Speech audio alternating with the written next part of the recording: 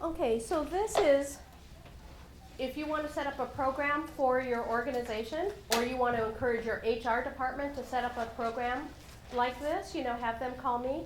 I'll be glad to do any help we can. We recently went through a major transformation and re-engineering of our recruitment and hiring process. And as part of that, we wanted to provide extra training for all of our employees so that they would be very well versed to be able to do all of the parts of the process that they either weren't familiar with, or the parts of the process that had always been there, but they just weren't doing really well at. And for example, we found that many employees didn't even bother to fill out the application thoroughly. So even if you're applying for a job within your own organization, that is really critical that every part of the process you put in your very best. So we're going to walk through that today. Do you have a handout? Oh, I'm sorry. Did you guys? The entire slide deck is in your handout, so if you want to take notes on it.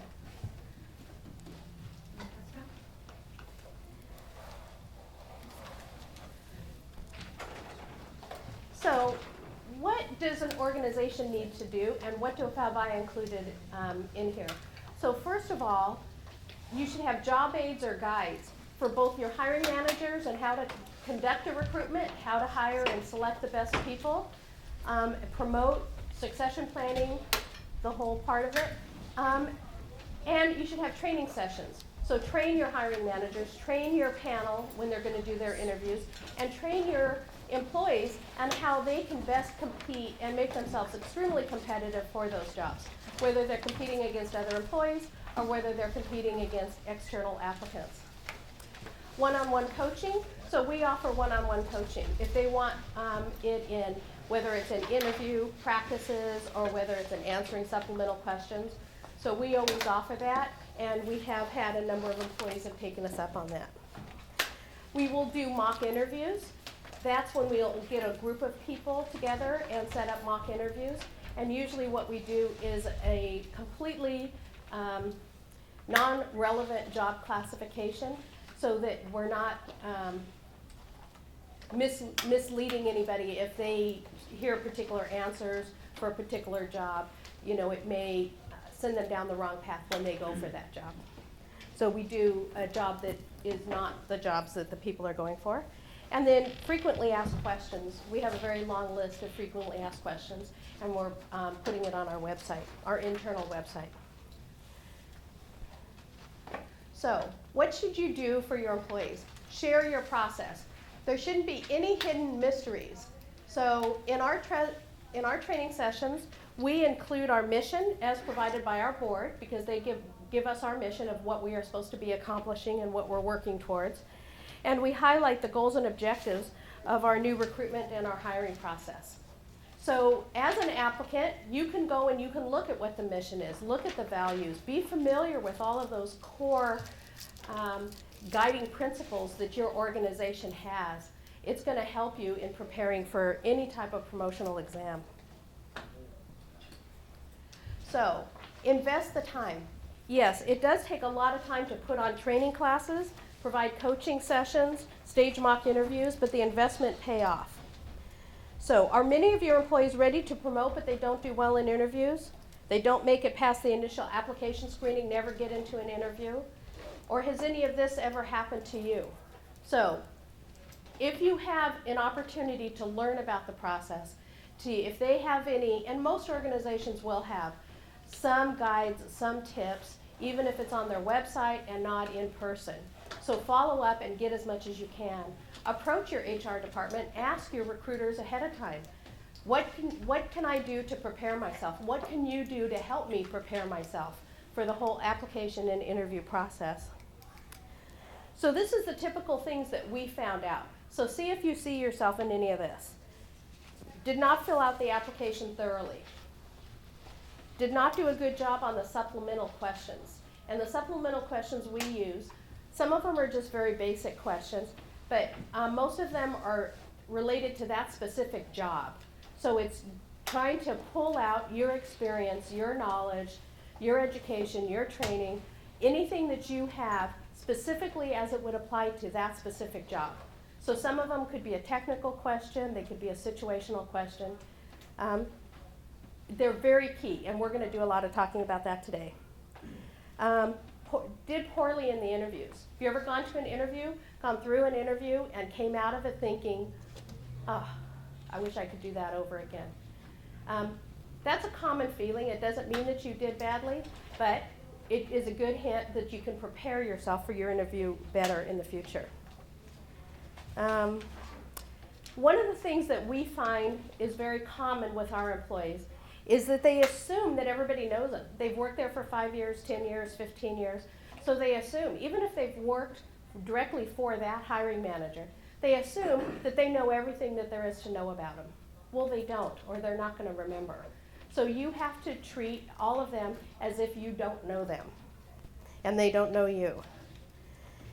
And many of our employees, and this came out in the training sessions, and we've done a lot of training sessions with employees, ranging anywhere from like 3 to 5 people on upwards of 20 or 30. And the feedback I got is a lot of them didn't realize how important each step of the process was. So, the first off is filling out the job application and the supplemental questions.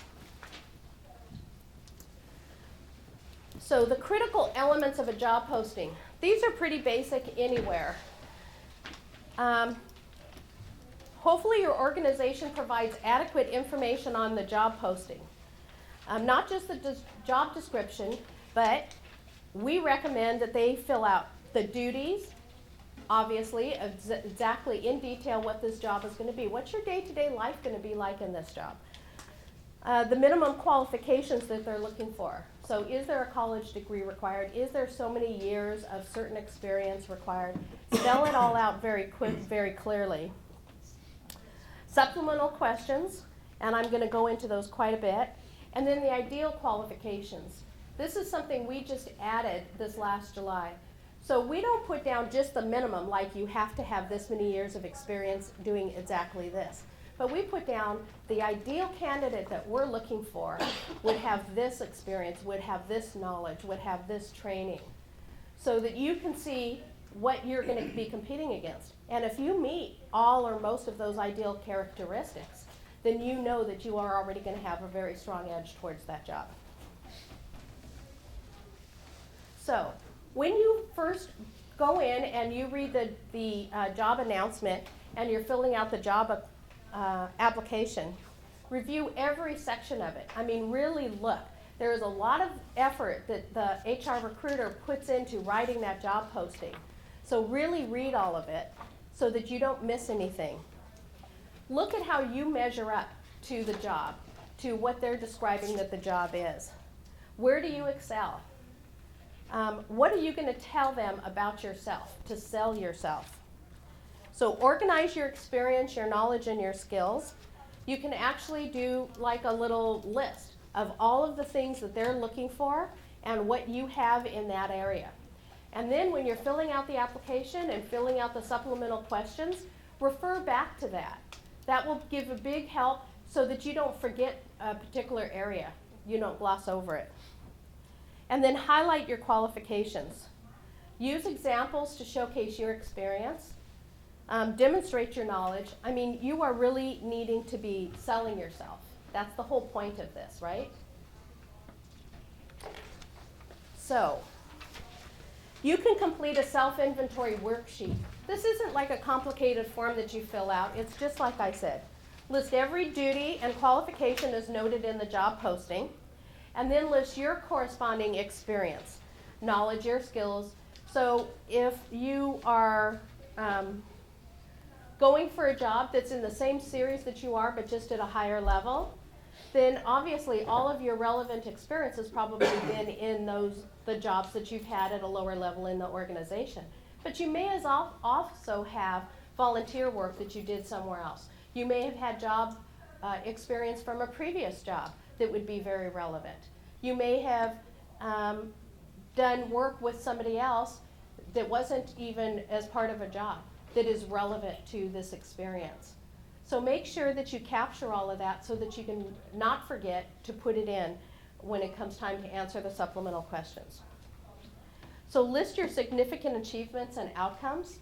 If you've had any particularly really great successes, make sure that you're going to get those slide those into the answers on the questions. So once you have all of this nice and organized so that you don't forget anything, begin drafting the answers to the supplemental questions. So what's the purpose of supplemental questions? Well, it's a screening tool to help identify top candidates who possess the technical and specific experience, knowledge, and skills. In other words, this is where you are going to be able to show exactly who you are, how you think, what your knowledge base is, what experience you have, how you are really perfect for this job, how you are a very strong candidate because of your experience and your knowledge. It's a chance for you to spell it all out. You don't have much of an opportunity on just a plain job application, nor on your resume. You can describe your job, but they're asking specific questions, and they are telling you about the job just by the question. So when you read a question and it's asking about, tell us of a time when you had a problem with a supervisor, or as a supervisor, a problem with a subordinate, and how did you deal with it? That is giving you a big hint that supervision is going to be a big part of this job, because they're taking the time to ask a question about it, and we're going to be reading your answer. So the questions really help give you a more in-depth look at the job. It also, the main thing though, is it allows you to really showcase everything there is about you. So I can't stress enough how you answer the supplemental questions. So, very important, understand the question. If you don't understand the question, read it again if you need to. Make sure you really understand what the question is, because it's really sad when we get applications and we see this absolutely amazing answer, but it didn't answer the question. It's answering some other question that they assumed, or that they, somehow got confused. So don't do a work history dump. Don't just answer, list every single thing that you've ever done. Give all of the relevant information. I don't cut and paste from the resume into a supplemental question. Yeah. The questions are usually targeted to bring out what you have from the ideal skills and knowledge. So go back and look at the job application again. Make sure that all of those things you list in there. That's really going to give you the big edge, because that's what they're comparing it against. Don't go off on tangents.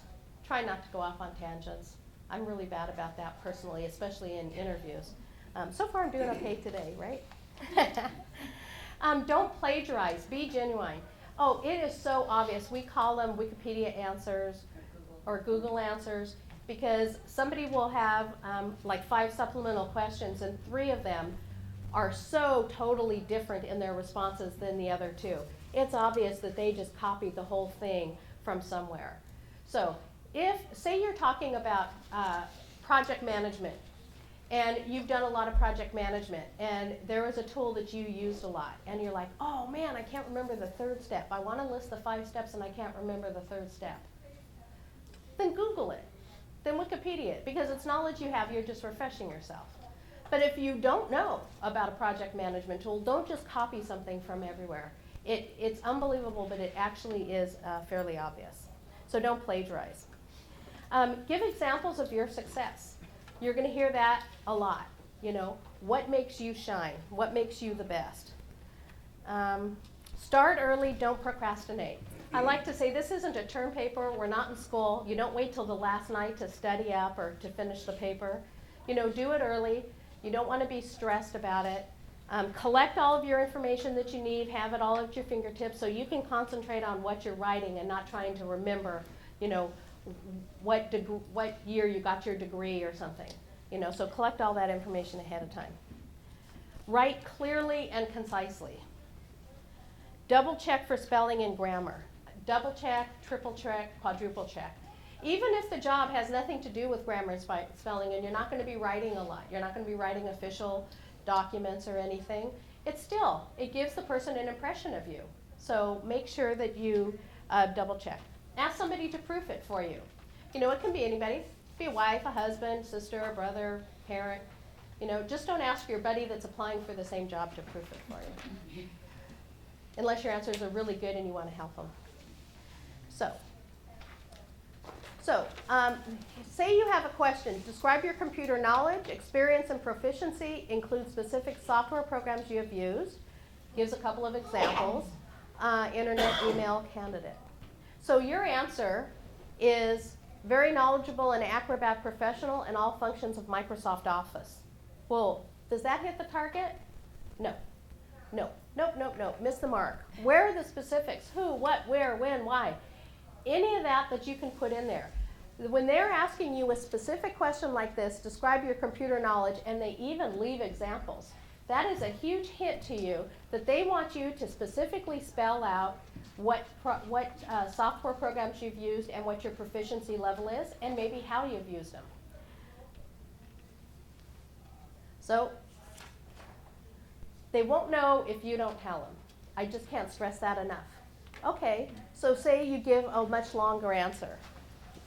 And if we took the time to read this answer, you can see that they're giving very specific answers. Now, just because it's a longer answer doesn't mean it's better. In fact, the shorter the answer is, the more we tend to like it because we're trying to read it and pull the information out. So one of the suggestions I give to all the classes that I teach is use bullet points. You know, if they're asking you what software have you done, what machinery have you used, you know, what certifications do you have in a particular area, then just do bullet points. You just need to get the information. Make it as easy for somebody else to read and pull out the information. Don't make it so that they're reading a book and trying to pull out, oh, here's this, you know. So think of it from that point of view. But this is a chance for you to really show what you know, and you want to show that you know more or you have more than, you know, the other Joe Blows that are applying for the same job, or Joe Blows, Jane Does, whatever. Okay. So if I'm talking to the HR people that are putting this on, provide tips and suggestions. So, big tip, submit an application that makes a great impression. This is the first glance that they have of you, is when they see this. So obviously if you're working somewhere and you're going for a promotion, it's not the first glance that everybody there has had of you, but it's the first glance some people, like the recruiter, maybe the hiring manager is in a different area. So, big strong suggestion, collect all the information that you need before you apply. You know, basically like your resume, but have the dates, have all of the information, because if they ask you for dates, if they ask you for any specific information, put it on, don't just leave it blank. And be accurate, because yes, they do check. And we do verify all of that information. Especially when it's from an external applicant, we do a full background check. If it's from an internal person, we just check the basic facts. For education, list the schools or colleges that you attended, even if you only attended a couple of courses, that's good. If it's courses relevant to that job, we really want to hear about it. Your major, your degree, diploma, your graduation date, because we will verify that. And I can't stress enough, the most common reason for people to fail the background for a job is lying about their education. In fact, I'm dealing with one right now that was an internal applicant, so it's very sad. It's the easiest thing to check. It's the most black and white thing that you can check. So don't. If you took all of the coursework and you could have gotten a bachelor's degree, then say, completed all the coursework for a bachelor's degree. Don't say, got the bachelor's degree. Okay? So, honesty, integrity, very important. Okay, so read and follow the instructions carefully. Review the entire application before you even start. Very important. Think of it as your first test in following the instructions, because it really is, you know. And it's gotten a lot better for us in the applications that we're getting, but some of them were almost comical. Most questions are mandatory, so don't leave any blanks. If you're going to leave a blank, at least type in NA so that somebody knows that you read it and you're responding to it. Don't put C resume. Most of the application systems now, and probably most of your organizations, are using NeoGov or something similar to it. And so it's an automated system. So putting C resume makes it so that the recruiter, the hiring manager, is therefore not going to see any of that information that's on your resume unless they go and they pull your resume and they try to pull the information back for it. They're not going to do that. I can guarantee you they're not going to do that. So take the time to type the information on. Attach your resume, your work samples, relevant materials. If they give you an opportunity to attach them, but only if it's relevant. If you're going for a civil engineer position and you had written you had written a term paper on structural engineering or something, yeah, that's great, because that's related to the job that you're going for. But don't attach your 87-page thesis, okay? Nobody wants to read it. Nobody's going to care about it. We might accidentally print it, because yes, we did once, but we did not read it. And it just, relevant. So if you have like letters of recommendation, or you have certifications of awards, or any type of really positive thing, go ahead. Feel free to attach those. Okay. And then, so whatever your agency really wants you to tell them about you, put it down. So for us, we want your employment history for the past 10 years. We want your present or your current job first, and then going back in time. And if you work, like say you work for us, for the Santa Clara Valley Water District, and you've been there for 10 years, and you've had 3 separate and distinct positions in that 10 years. Put all of them. Don't just put it down as 10 years at the Santa Clara Valley Water District. Because we want to look at those different jobs that you've had. That's all part of your makeup and your background. And if your application's incomplete, it will be rejected from consideration. That probably goes for your agency too. So check into all of this. The best thing is any application you ever fill out, just do it really completely, really thoroughly, and really honestly. Proofread. Need I say it? Proofread, proofread, proofread. So check for spelling, check for grammar, yes. I have a question on the list positions you have held prior to the last 10 years. Yes. That are relevant. Uh-huh. Are you talking about, because if you guys are asking for 10 years experience, do you want that additional, or do you want to leave gaps in some of the time? No. You know what I mean? Never leave a gap, and if you have a gap, explain it.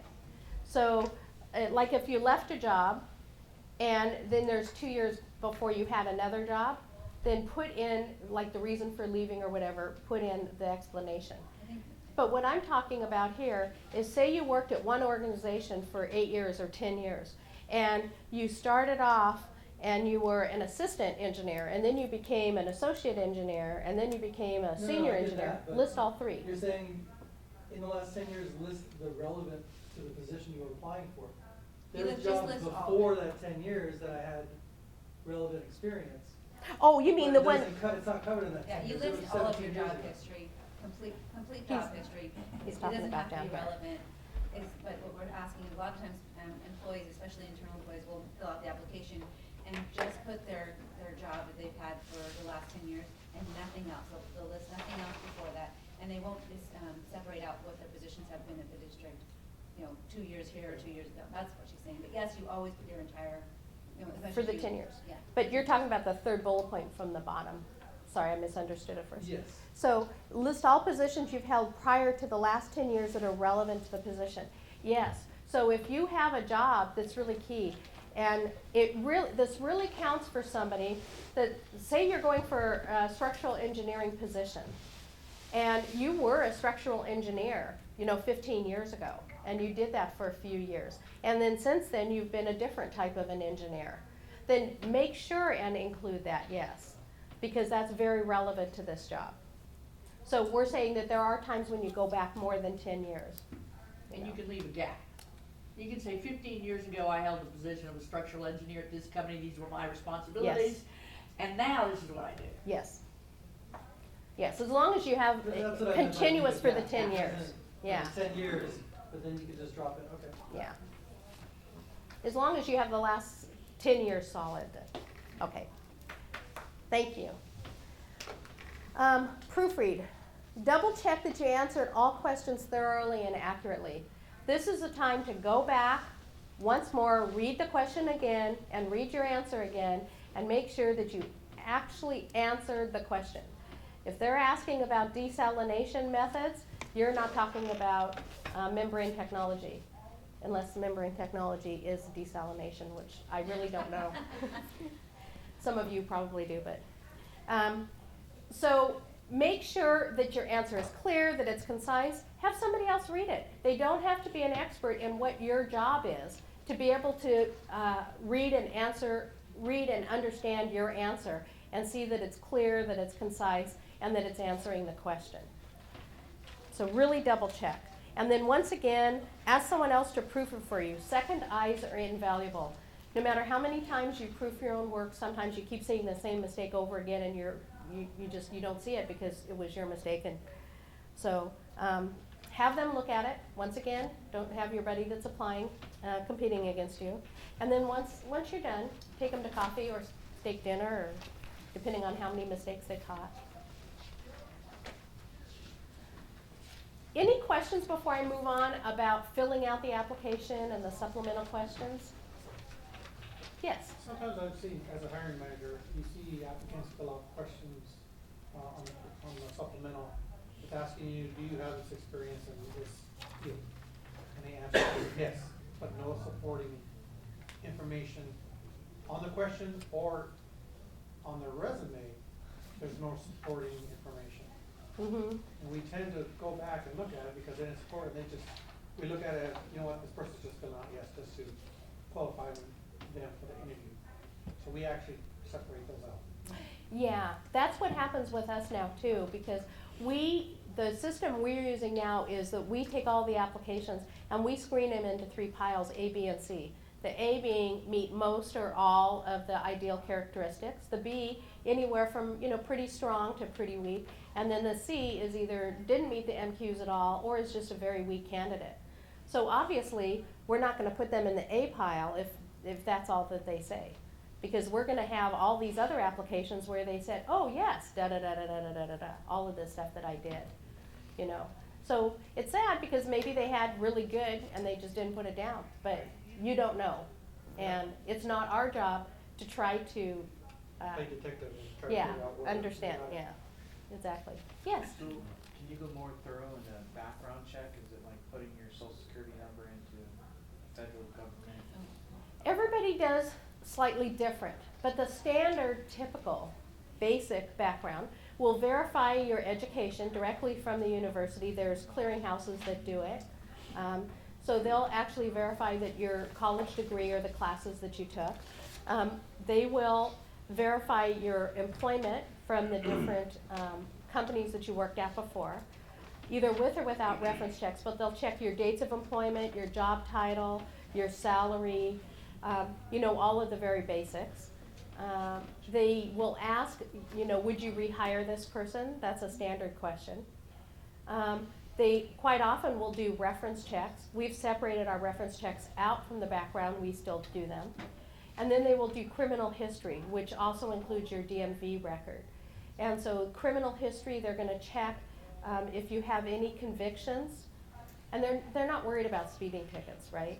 They're worried about a conviction for something serious, Right. Well, that's a DMV thing.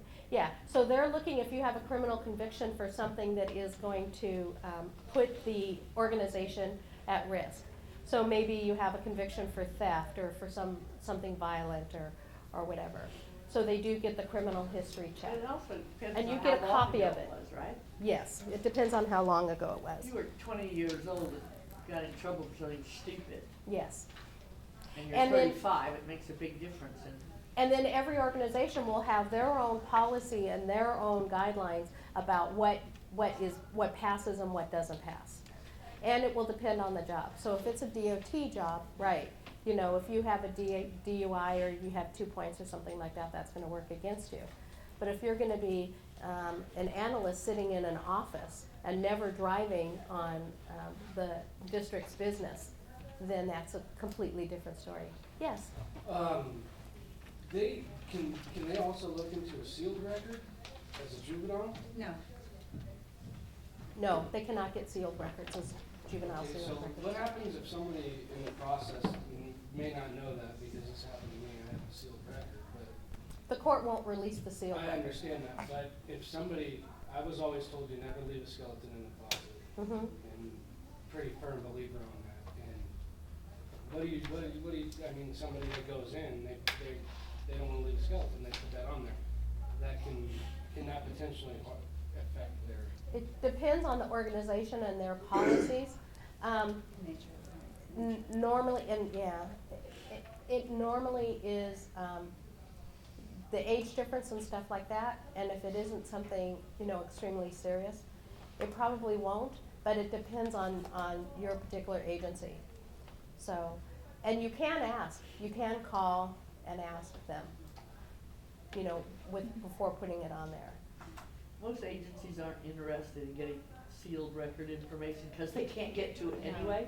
They just prefer you don't do it. But if you have something that happened to you, you know, when you were 19 and a juvenile record that's sealed, you need to say, yeah, I was convicted of something somewhere. right, and which I understand, I'm Yeah. just saying, if somebody was to call you and say, hey, I'm filling out an application for you guys, and I got a juvenile conviction, you may say, no, you don't have to worry about that. I would say, no, don't put that Don't down. put it on. And when I applied for my. I just don't want to speak for your agencies, but for our agency, no, you would not put it down. And for most places, you should not put it down.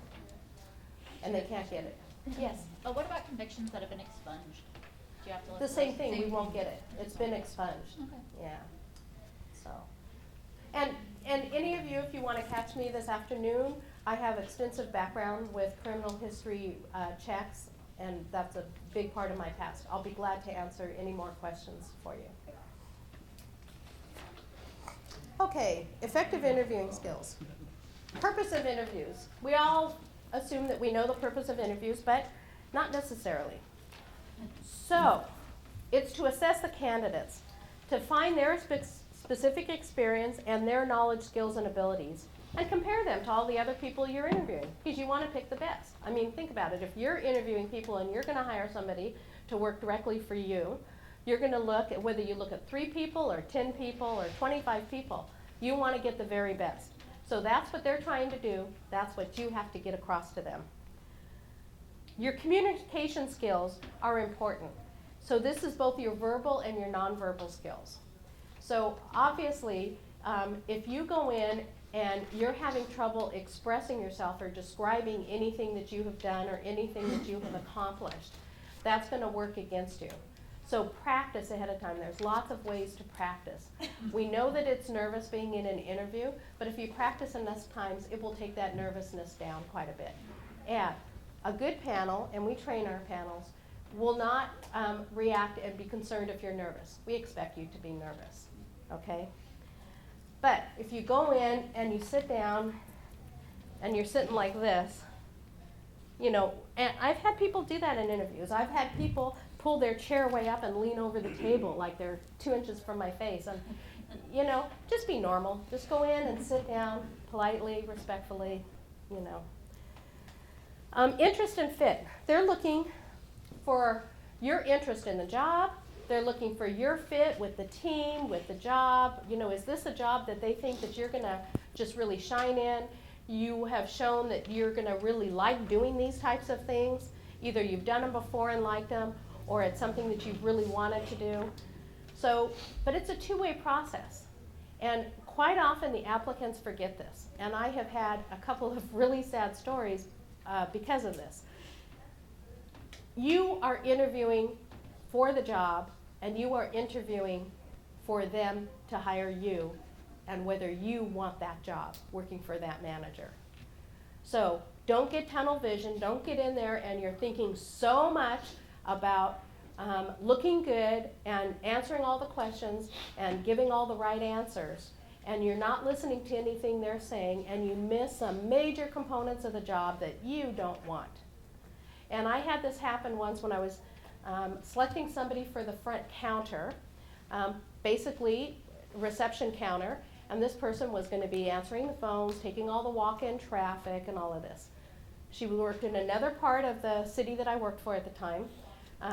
This was going to be a promotion for her. Came in, I had a list of all of the job duties, number one, answer phones. As we walked in, I said, oh, here's where you would be sitting, da-da-da-da. We did the interview. She was amazing. She was great. There was no question in my mind. Picked her. She started a couple of weeks later. First day on the job, she goes, I'm sitting out here. I am not a receptionist. Second out of her mouth was, phones? I don't do phones. And I was like, wow. So we went back, sat down, and I said, remember when I walked in and I said, she goes, I don't remember that. And I says, remember this list that I gave you that has, you know, like 20 job duties? And I said, the top 5 are the most important. And she said, yeah, I do remember that now, but I don't remember seeing phones as number 1. And I said, well, I'll forgive you if you want to give it a try. And she did, but it was a rude awakening to her. And of course, the rest of the team who heard all of this was never going to forgive her for that. It took a lot. So, all because she didn't listen in the interview to what the job was. She was trying to sell herself, and she wasn't looking at this was a job she really wanted. So, it's a two-way process. So they're looking, how well will you fit in with their culture and team? You're looking, is this culture and team that I want to be part of? And career progression, is this something that you want for your career going forward? So, your agency should describe to you what their interview process is, and ask the recruiter. You know, if you don't know and you haven't heard, ask them. Here at the Santa Clara Valley Water District, we have a structured interview, consistent format. We give an overview of the job. We ask the interview questions. We have an interview panel, which is the hiring manager. We have subject matter experts, and we have the recruiter that sits in there and watches over the whole process. The panel asks questions, takes notes, participates in the debrief, and makes recommendations to the hiring manager. Still up to the hiring manager, but they make recommendations. And then you, of course, as the applicant, answer. The recruiter ensures a fair interview process and then facilitates the debrief and the entire selection process going forward from that. That's our process. Your process is probably similar, but find out what it is. Find out exactly what it is before you go into it. So preparing for the interview. Know the job. Review the posting. Right before you go into the interview, the night before, yes? When you say find out, can I just go to HR and say, I'm applying for this job? And I want to know, what is the hiring process? What are the different steps? Yeah. I haven't been through this process before, except when you hired me the first time, and I'd like to know. Yeah. And they should. I mean, they want to see applicants that are, you know, taking interest, you know. Well, I ran into that. I was applying for promotion. And the way I prepared for the interview, I thought there was going to be 2 interviews because when I first got hired on, that's what there was. And that's not how this one was at all. It wasn't a skills and then a fit. It was a fit and job duties going forward. At the same time. I was like shocked when I sat down on the question they asked me. So Yeah. I didn't even think about it. I could go to HR and say, hey, you know, how many interviews or what kind of interview is it going to be? You know, Exactly.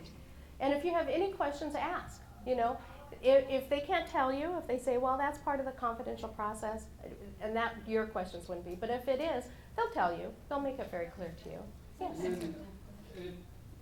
you go into your interview, I tend to always bring like a notepad with bullet points and what I've done. Do you guys accept that? Because I've run into where people don't accept that and they won't let you bring in the notes because they don't feel that it's fair that you bring in notes that you've written down, so you can have trigger points to make sure you. Right. We allow it. Yes. We allow talking points. I mean, if you're bringing in a bunch of stuff and you're shuffling around and it's trying, I would encourage you not to do that as the analyst. I would say, as long as it's organized and it's something that's not gonna distract you or the panel, because that can happen, that people bring a bunch of stuff and they're shuffling through and it just makes for a, uncomfortable space. But, yeah, you can bring your notes, and if you're one of those people who gets really nervous and you need talking points, I've seen it work to your benefit, so. Some people even want to write down a closing statement and then read it. We recommend against that, but if you had like a couple of little bullet points that you want to make sure you cover in your closing statement, that's one thing. More or less at the end when the panel says, hey, is there anything else you want to Right. add? And you have a list that that person I can just peek on really quick and go, okay, all right, Mhm. I hit that, I hit that, Mhm. I hit that, and then Mhm. that's it. Yes, that's probably. Here, And also- East Bay One doesn't allow you to do that. Yeah. Oh. They give you the questions 15 minutes ahead of time. Mhm. You can write down some notes while you're in a room about just those questions, Mhm. and they take it away from you, and then Mm. they give it to the panelists, they give you your Mhm. notes back, and you can answer from that. But you can't bring in anything that you've done previously. So you can physically, they give you your questions ahead of time. And you can write down your answers, what and you then want to take do. that with you? Yeah, they take it, they give the questions up, but they give you your answers back when you sit down. Here's the answers that you wrote out, that you can, your bullet points or whatever, however you put it. So You that can would be a use those. chance to do that. Yeah, and then they take that away from you at the end of it. And Now- how do you feel, does that work for you, or how do you do that? Thus far, it's worked for me, but, it depends. If you get nervous, you only get through, there's 10 questions, you got through 6 of them. There's 4 you have no information on. So Yeah. you have to understand you only got 15 minutes to review however many questions they have. We don't give you the questions in advance. You walk into the interview, and we do print them and leave them on the table so you can review them before each interview question you can read over and then respond after they've already read it to you aloud. So there is some time to process it, but no, we don't give them to you 15 minutes ahead of time. Yeah. So maybe, I don't know, maybe they're onto something. I mean, and it's different at the PUC, so we allow you to read them but not write anything down. Mhm. And we don't allow you to bring anything into the Yeah. interview with you. Okay. So it's a little different. That's We do probably that. pretty Yeah, typical. see, that doesn't, I Oh, guess I I- don't see that as bringing notes is a bad thing. Yeah. I mean, I But think check, that- check ahead of time, Yeah. ask the You're recruiter. trying to hit those That's the points in recruiter. different. What Yeah. what messes me up, there's a panel of 3 people and you start to talk and they all look away from you and start writing. And I get lost, I get like, well, But that's you want me to good. keep going or? Consider it good Did that you they're eat what you writing, needed, you know what I mean? consider it good that they're writing down. Yeah. You said something key But I've in been there. told later on to just keep Yeah. on going, it doesn't matter. Yeah. I guess that's why there's 3 of them, one of them's gonna catch what you're saying next, Yeah. but I'm not sure if I should pause and wait or, Mm-hmm. No, keep going. And then there's somebody in there, a recruiter, and you kinda look at them going, well, where do we go from here? Cause they don't wanna know the answer. Right. They're just there to make sure it's fair or whatever. Did you have something? Yeah, I wanted to add to that. We make statements at the beginning of the interview process that, to the fact that we may not be looking at you, but we are Yeah, we taking say the notes. same. Mm-hmm. So please,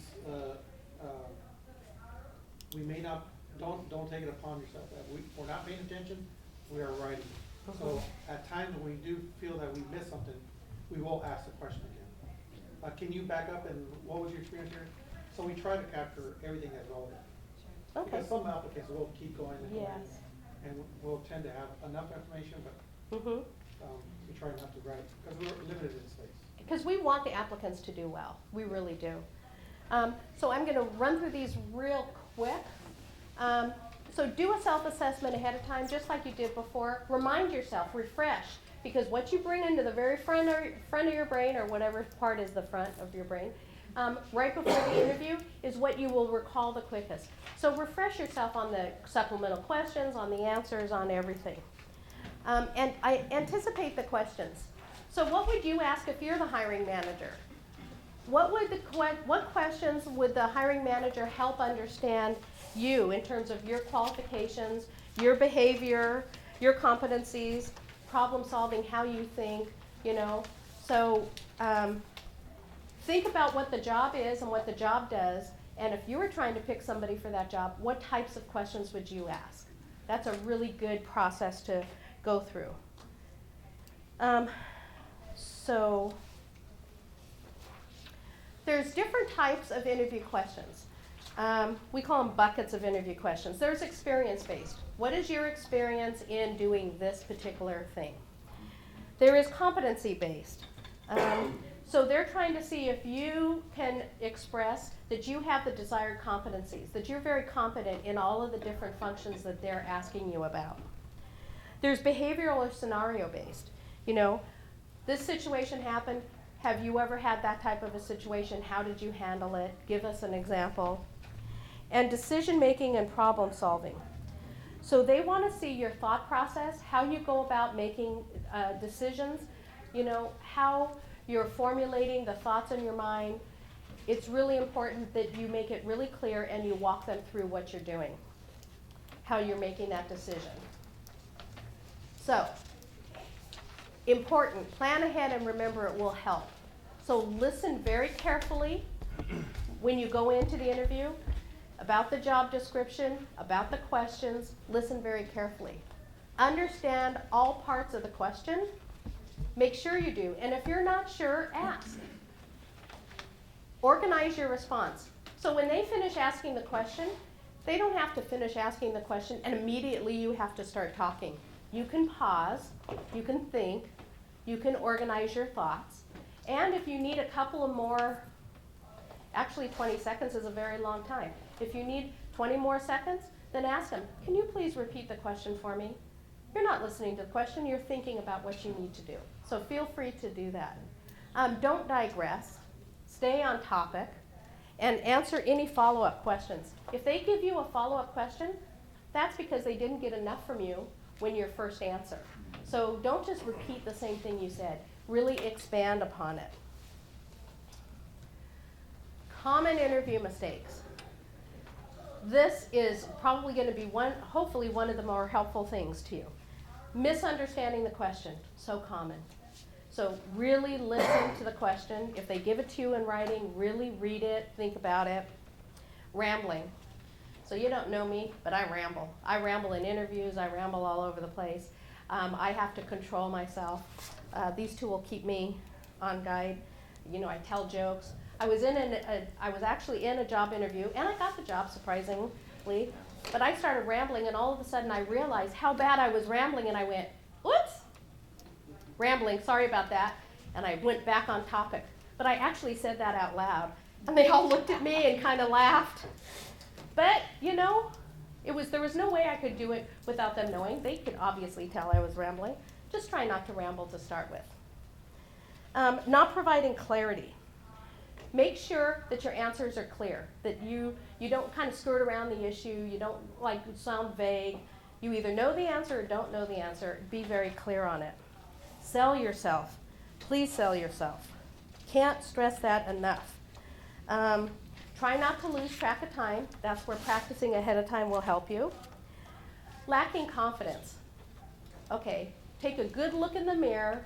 Tell yourself that you know that you're the best for this job and that you're going to get it.